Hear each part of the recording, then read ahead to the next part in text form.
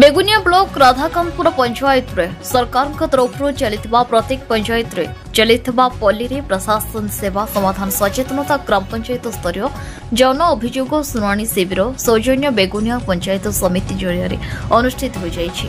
बेगुनिया पंचायत समितिर अध्यक्ष लक्ष्मीधर सबुठी, बीडीओ संरोज कुमार जेना, तहसीलदार तापो विशी, राधाकांतपुर सरपंच जुणिता दास और प्रत्येक विभाग कर्मचारी माने उपस्थित रही लोकमानकर अभियोग को ग्रहण करथिले।